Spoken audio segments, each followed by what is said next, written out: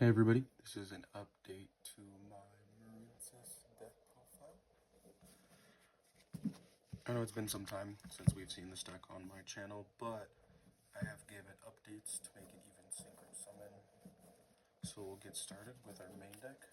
This is going straight for the Marincess cards. We're playing triple copies of Blue Tang. Now Blue Tang is the best starter. If it's the turn it's normal or special summoned, you can send a card to the grave. That's a Marincess monster. And then when this card is used as link material, you can add a Marincess monster, or you can excavate the top three.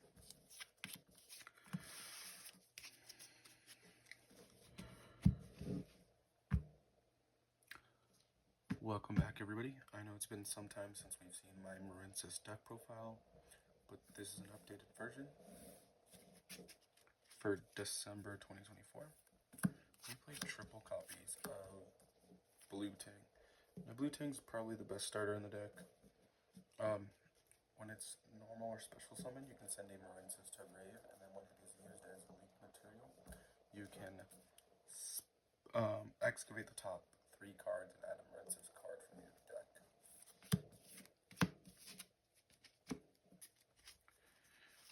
Another good starter is Spring Girl.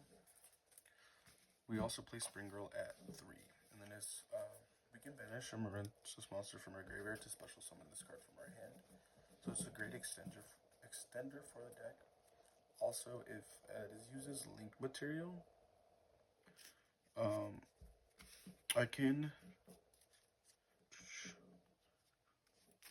excavate cards and then deal damage. So it's a good time card for our opponent.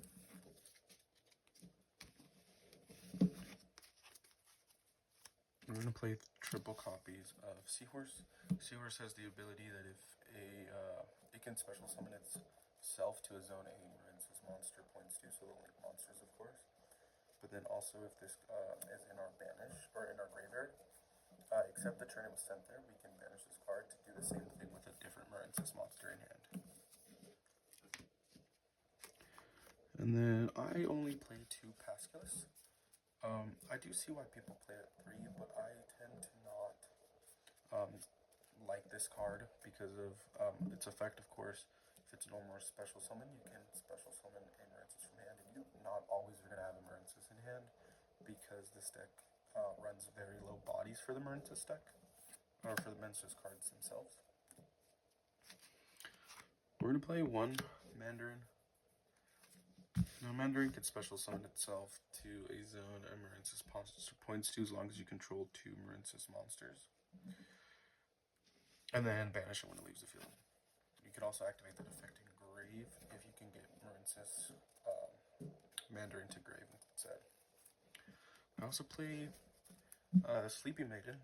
Of course, I out 1 because it's not amazing to start with. It is the only card that you cannot play with if this is the only Marincess monster you play, or you draw into, because it is a level 5. But it is great for extension, and then it also has the prevention effect of the monster that points to this card cannot be targeted for or destroyed by your opponent's card effects, which is just a great extension piece. We're also playing 1 Basilalima.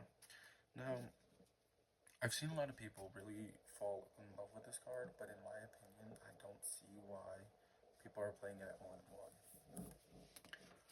Continuing Marincess cards, but Marincess spells, we're going to go into 2 dive. Don't play it at 3 too much. Don't play it at 1, not enough. Obviously, you have a card we'll get into here shortly that banishes cards, but dive just allows you to do special, so it's Monster Reborn or a special from the deck if you control the field spell. Speaking of the field spell, we play 1 Battle Ocean. Now I know I just said for the dive we play a card that banishes stuff. Battle Ocean isn't actually required for the deck. The deck has such a good grind, and it just can continue playing through most stuff. So I don't think 2 is necessary at the moment. We also play 1 Wave. It's searchable. It's infinite impermanence. And if we control level 3 or higher, or a link 3 or higher Marincess card, we can just activate this from a hand without having to set it, which is great. We're moving on to extenders. we play 2 Silent Sea Nettle. It's kind of like Silent Angler, but this is better because we can still special from hand. We are locked into waters, of course. Alongside that, we have 2 Ice Jade Ran. She allows you to discard a card, and then special summon herself and a token. And then with that token, you can immediately synchro into a 10. So it's just a great extender piece. Now for our final piece of engine, we're playing 2 Pot of Desires. I don't like the third one because, I mean, you are playing a small amount of Marincess cards, and I have accidentally used 2 Desires and not been able to draw into Marincess cards because I banished most of them. But from there, we're going on to hand traps. Play 3 Ash Blossom, of course, best hand trap to ever exist, so it's just amazing. Alongside the Ash, we play 3 Effect Veilers. They just Effect Veiler, negate a monster during your opponent's turn. Alongside that, we play 3 Ghost Mortar. On summon, we can activate this to negate a monster's effects, and also if that monster leaves the field, they take damage equal to its attack. So a good time card as well. Blowout hand traps. We're playing 2 Droll and Lockbird. Droll's great for certain matchups. That's why we're only going to play it at 2. But not allowing our opponent to draw cards anymore is just amazing. And then another blowout hand trap, 2 Nib. Nib's also pretty good in the deck. Like I said, blowout, so if it hits a good deck, it's just great. Not a hand trap, but a kind of board breaker-ish card. We play 2 Triple Tactics Talent. Now, Talent has obviously the 3 abilities to draw 2 cards, take opponent's card, or look at their hand, which is great for extending, for just hand ripping your opponent. And our last hand trap of the deck, 3 Imperm. 3 Imperm. Imperm's probably the best hand trap going on right now. It isn't. It could hit any deck, really, even current meta. Moving on to extra deck, we're playing 2 Slug, Blue Slug, of course. It just adds Marincess back to hand from your grave, which is great. 1 Sea Angel, because we can just search the field spell if necessary, or we search dive, whichever is required at the time. 2 Coral Anemone. Now, Anemone, I think it's just amazing. Reborns to a zone it points to, and then adds when it's sent to the grave. Just a great extension piece, and then makes sure that we have follow up for the next turn. 1 Crystal Heart for our field spell.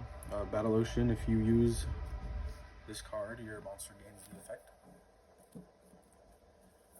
1 Splash Mage.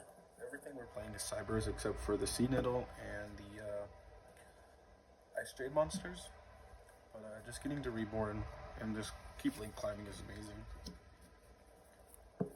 1 Coral Triangle to search for the trap card. And then also, if we control no monsters on field, we can banish this and summon out up to the link rating, so 3.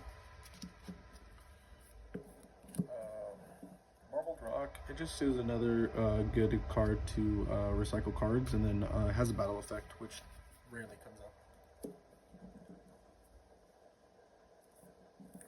We're going to play 1 Aqua Argonaut. This is a spell and trap negate, which is amazing. It just specials at Marincess that it's equipped with. Then 1 Great Bubble Reef. This allows us to draw cards by banishing cards, or when a card is banished, we can draw 1. 1 Rogue Dragon Zelantis for the Zelantis lock.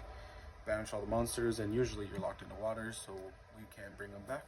For the Zelantis effect. 1 of the Synchro Monsters. I would like to play it at 2 since we are playing 2 of the main in the main deck, but Right now the extra deck's a little tight, so we'll just play the 1, which is a great card. And then, last but not least, Bahama Shark and a Toad, of course. Toad's an Omni-Negate, which is amazing, and then it recycles waters as well.